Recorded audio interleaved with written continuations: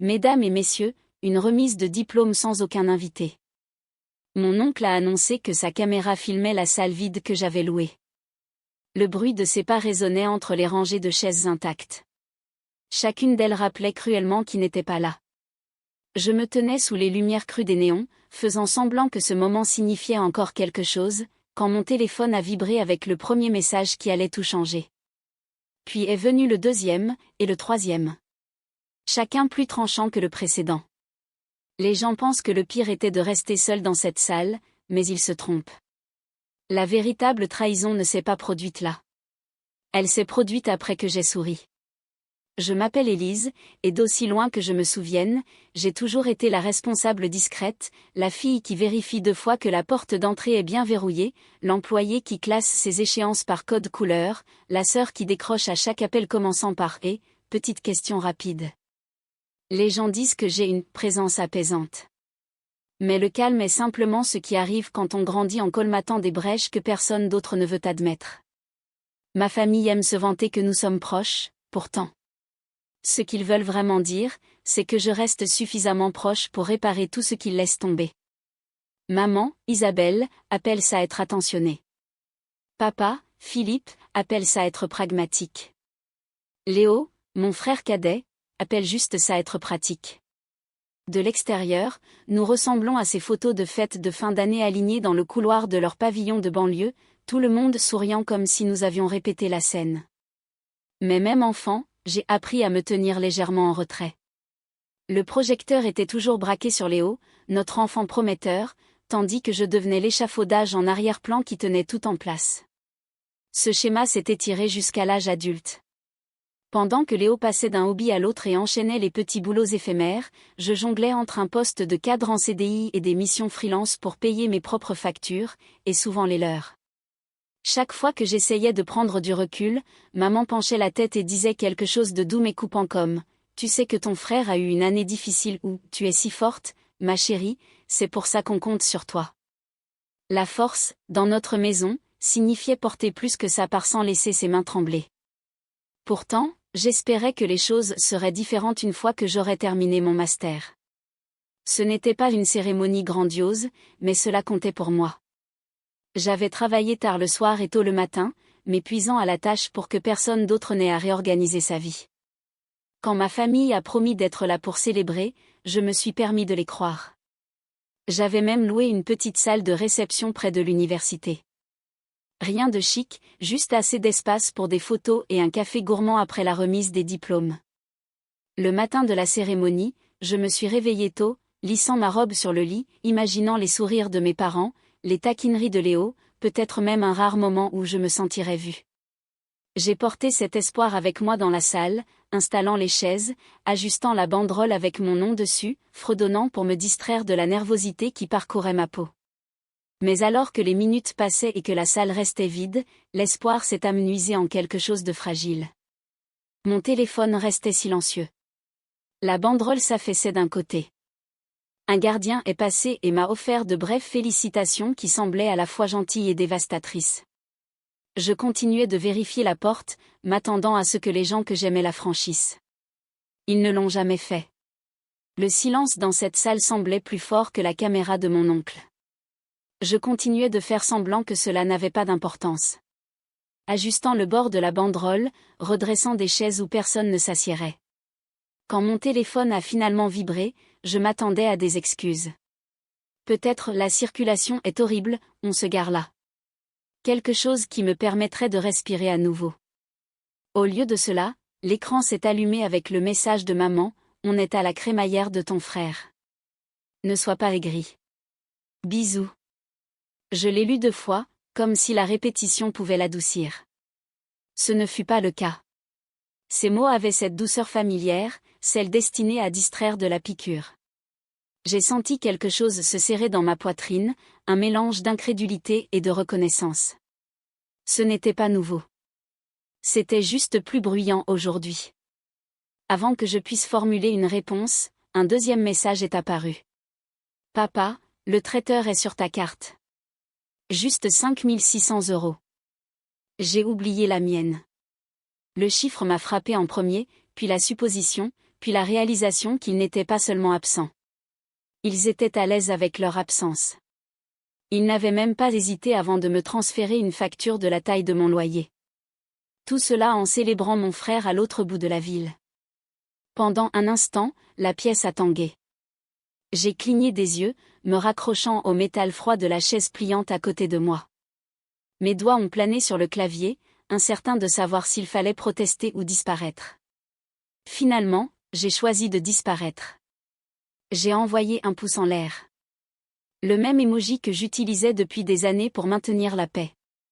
La salle semblait plus petite après ça, l'air plus lourd. Et soudain, tous les petits souvenirs que j'avais enfouis dans les coins de mon esprit ont commencé à remonter. Les paiements d'urgence que maman jurait être temporaires. Les manuels scolaires de Léo que j'avais achetés, même s'il ne les avait jamais ouverts. L'habitude annuelle de papa d'offrir de payer quelque chose mais d'oublier accidentellement son portefeuille à la maison. Chaque dette impayée, chaque torsion émotionnelle, chaque moment que j'avais avalé au lieu de parler, tout s'alignait en moi comme une manifestation silencieuse. Mon oncle m'a tapoté le bras. « Tu veux que je continue à filmer où ?» J'ai forcé un sourire qui n'atteignait absolument pas mes yeux. « C'est bon. » Il a hoché la tête et est sorti, la porte claquant derrière lui. Le bourdonnement des néons a de nouveau rempli l'espace, constant et indifférent. Je me suis assise sur le bord de l'estrade, ma robe s'étalant autour de mes genoux, et j'ai essayé de comprendre pourquoi ce moment faisait plus mal que tous les autres réunis. Peut-être était-ce parce que j'avais espéré. Peut-être était-ce parce qu'au fond de moi, je croyais que finir ce master me vaudrait enfin une place à la même table où Léo avait été nourri d'éloges toute sa vie. Mais en fixant cette pièce vide, j'ai réalisé quelque chose de tranchant et d'indéniable, l'espoir m'avait rendu complice. Au moment où je suis sortie de la salle, la douleur s'était refroidie pour devenir autre chose. Pas de la rage. Pas encore. Mais une clarté que je ne m'étais jamais autorisée à ressentir auparavant. Quelque chose en moi avait bougé. Je ne savais simplement pas encore que ce changement deviendrait la ligne de faille qui allait tout bouleverser. Le chemin du retour m'a semblé plus long que d'habitude. Même si j'empruntais les mêmes rues depuis des années, la ville était tiède d'un air de printemps, des gens portaient des bouquets et posaient pour leurs propres photos de fin d'études. Je gardais le regard droit devant, comme si regarder de trop près le bonheur de quelqu'un d'autre risquait de briser ce qui me maintenait encore entière. Quand je suis enfin entrée dans mon appartement, le silence m'a frappé comme une seconde trahison. J'ai posé ma tenue de cérémonie sur une chaise et je suis restée là, ne sachant que faire de mes mains, de mon souffle, de tout ça. La cérémonie était censée être un début. Au lieu de cela, elle ressemblait à un miroir tendu vers tout ce que je faisais semblant de ne pas voir. J'ai posé mon téléphone face contre le comptoir. Il a vibré à nouveau. Léo postait une autre vidéo de sa crémaillère, des gens riant sous des guirlandes lumineuses. Une table remplie de plats traiteurs que j'avais apparemment financés. Il avait écrit « La famille avant tout » avec un emoji narquois. Ces mots m'ont vidé l'estomac. J'ai ouvert mon agenda, le même que j'utilisais pour coder par couleur mes réunions et mes heures supplémentaires, et j'ai sorti la pile de factures que je gardais glissée dans la pochette arrière. Des paiements surlignés de différentes couleurs, des virements marqués avec des dates, des notes griffonnées dans les marges, temporaires, juste pour cette fois, ils me rembourseront. Regarder ces pages, c'était comme regarder une carte de chaque fois où je les avais choisies plutôt que moi-même, une carte de mon propre effacement. J'ai tout étalé sur la table. La surface a disparu sous les reçus, les relevés bancaires et la vérité silencieuse de ce que je portais depuis des années. Je n'avais pas réalisé le schéma jusqu'à maintenant, comment chaque faveur avait été déguisée en amour, comment chaque sacrifice était devenu une attente dès l'instant où j'avais prouvé que je pouvais supporter le poids.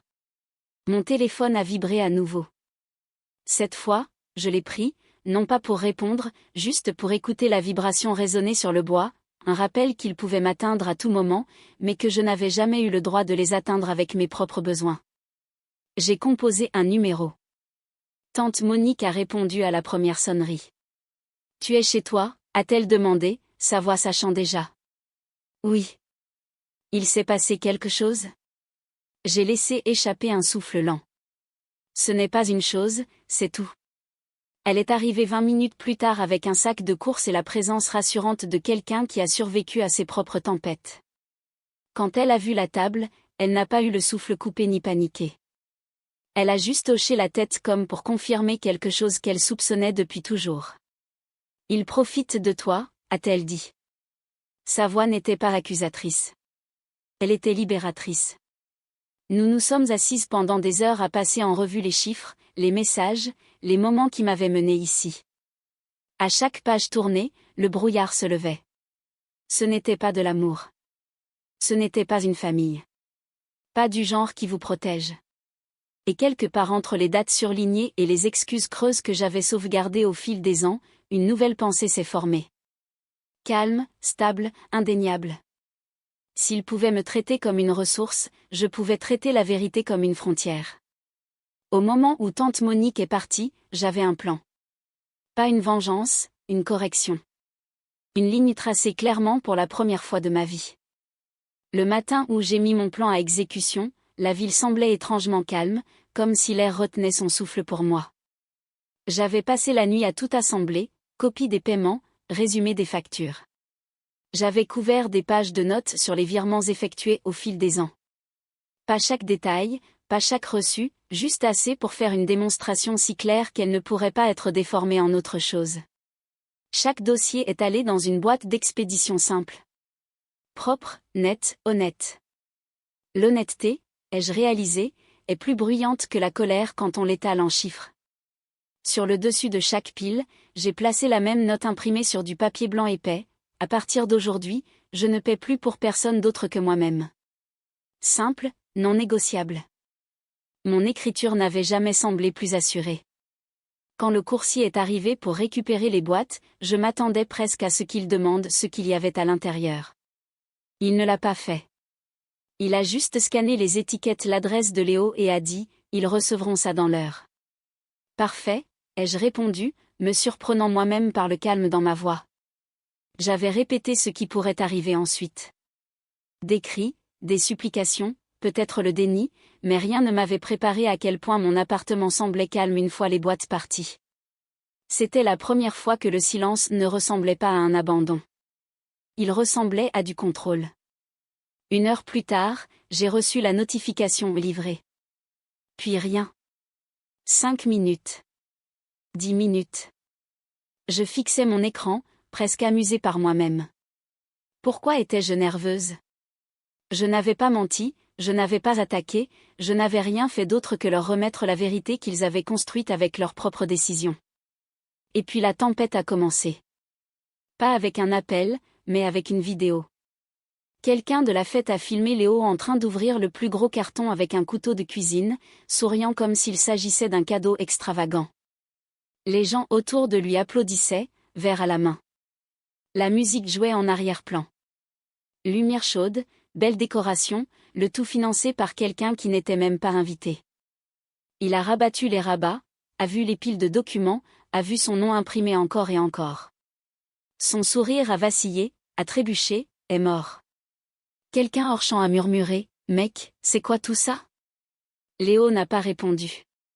Il a feuilleté les papiers, puis a atteint la note que j'avais placée au-dessus. J'ai vu le moment où il a lu les mots. Sa mâchoire s'est serrée, ses doigts se sont crispés sur le bord du carton. La caméra a tremblé, puis a coupé brusquement. Mon téléphone a sonné immédiatement. Maman d'abord, puis papa, puis Léo, puis tous les trois à nouveau. Je n'ai pas décroché. Pas encore. Les messages affluaient. Maman, c'est quoi ça? Explique-toi tout de suite. Papa, appelle-moi. C'est sérieux. Léo, tu plaisantes? Tu nous fous la honte. Nous. Un choix de pronom intéressant de la part de quelqu'un qui n'avait jamais partagé le fardeau. J'ai laissé le téléphone vibrer jusqu'à ce que l'icône de la messagerie vocale clignote. Ce n'est qu'alors que j'ai répondu à un appel, celui que je savais allait venir, maman appelant depuis le téléphone de papa, quand elle a réalisé que j'avais mis le sien en sourdine. Élise, a-t-elle claqué au moment où j'ai décroché. Qu'est-ce que tu as envoyé chez ton frère? Des archives? J'ai dit, juste des archives. Tu gâches sa fête. Les gens sont confus. Ils posent des questions. C'est humiliant pour qui, j'ai demandé. Pour nous, a-t-elle riposté. Tu as pris ta famille au dépourvu un jour spécial. J'ai failli rire. Un jour spécial? Tu veux dire celui auquel vous avez tous assisté au lieu du mien? Elle est devenue silencieuse. Pas le silence de la compréhension, juste le silence du regroupement tactique. Tu n'avais pas besoin de faire tout un spectacle, a-t-elle dit finalement. Tu aurais pu nous parler en privé. J'ai essayé en privé, ai-je dit. Pendant des années. Papa a saisi le téléphone. J'ai entendu sa voix avant qu'il ne soit complètement en ligne. Élise, écoute. Ce n'est pas comme ça que les adultes se comportent. Tu agis sous le coup de l'émotion. De l'émotion? Bien sûr. J'ai gardé ma voix stable. Tu as débité plus de 5 000 € sur ma carte hier sans demander. Je t'ai dit que j'avais oublié la mienne, a-t-il dit comme si cela excusait tout. Ce n'est pas une justification, ai-je répondu doucement. C'est un schéma récurrent. Il y a eu une pause. Puis la température de sa voix a chuté. Alors c'est une punition parce qu'on n'est pas allé à ta remise de diplôme? Non, ai-je dit. C'est une prise de responsabilité pour tout ce qui s'est passé avant ça et tout ce que vous avez fait semblant que je ne remarquais pas. Je pouvais presque l'entendre cligner des yeux, essayant de traiter la sensation inconnue de perdre son levier. Récupère nos cartons, a-t-il exigé. Maintenant. Non, Élise, ne joue pas à ça. Je ne joue pas, ai-je dit. Je trace une limite. Maman est intervenue à nouveau, la voix aiguë et tremblante. Après tout ce qu'on a fait pour toi, c'est comme ça que tu nous remercies? Qu'est-ce que vous avez fait pour moi, exactement, ai-je demandé, non pas avec amertume, mais avec clarté. Son silence a répondu pour elle. Léo a finalement appelé sur une autre ligne. J'ai décroché en partie par curiosité. C'est quoi ton problème, a-t-il craché. Rien, ai-je dit. Pour la première fois, je n'ai aucun problème. Tu me fais passer pour un mauvais type. Tu as fait ça tout seul, ai-je répondu. C'est petit. C'est de la documentation. Il a juré dans sa barbe. Tu penses que tu vaux mieux que nous? Non, ai-je dit doucement. Je pense juste que j'ai fini d'être pire envers moi-même pour votre confort. J'ai raccroché. Pas avec colère, pas triomphalement, juste définitivement. Mon téléphone s'est allumé à nouveau. Des messages vocaux cette fois. Des longs, des rapides, des voix qui trébuchaient sur elles-mêmes. Aucune excuse, seulement des exigences. J'ai retourné le téléphone face contre table et je l'ai laissé sonner. Le lendemain matin, j'ai envoyé un unique message sur le groupe de discussion familiale. Je ne paierai plus les dépenses de personne. Mes comptes vous sont fermés. Toutes les futures charges seront contestées. Puis j'ai bloqué Léo, mis mes parents en sourdine, et je me suis assise très immobile dans la lumière douce de mon appartement, écoutant le calme s'installer dans la forme de ma nouvelle vie. Pour la première fois, le silence ne ressemblait pas à un rejet. Il ressemblait au fait de se choisir soi-même. Les jours qui ont suivi ont semblé étrangement légers, comme si quelqu'un avait enfin retiré une main de ma poitrine. Mon téléphone vibrait encore avec des messages de numéros que je reconnaissais mais auxquels je ne devais plus aucune réponse. Je ne me suis pas précipitée pour les faire taire. J'ai simplement laissé le bruit s'estomper de lui-même, comme un orage qui traverse une autoroute sans vous toucher. J'ai passé mon temps à faire des choses que je ne m'étais pas permises auparavant, de lentes promenades matinales sans vérifier mes notifications, acheter un café sans calculer combien d'urgences familiales je portais ce mois-là. Mon application bancaire était soudainement simple, propre, à moi. Papa a essayé une fois de plus, envoyant un remboursement partiel étiqueté « un début ». L'ancienne version de moi l'aurait accepté juste pour maintenir la paix. Au lieu de cela, je l'ai renvoyé avec une note courte et ferme, les paiements doivent correspondre à ce qui est dû, pas à ce qui est pratique. C'était la première fois que la clarté financière ressemblait aussi à une clarté émotionnelle. Maman a laissé un message vocal qui oscillait entre culpabilité et nostalgie, mais je reconnaissais le schéma maintenant, une histoire destinée à me ramener dans le rôle que j'avais dépassé. Je l'ai sauvegardé, non pas par sentimentalisme, mais comme un rappel de pourquoi la frontière devait exister. Et tranquillement, en arrière-plan de tout cela, quelque chose d'inattendu s'est produit. Je me suis sentie fière. Pas de la confrontation, mais d'avoir survécu aux années qui l'ont précédée. En fin de compte, se choisir soi-même n'a pas ressemblé à une rébellion. Cela ressemblait à dire enfin la vérité à voix haute.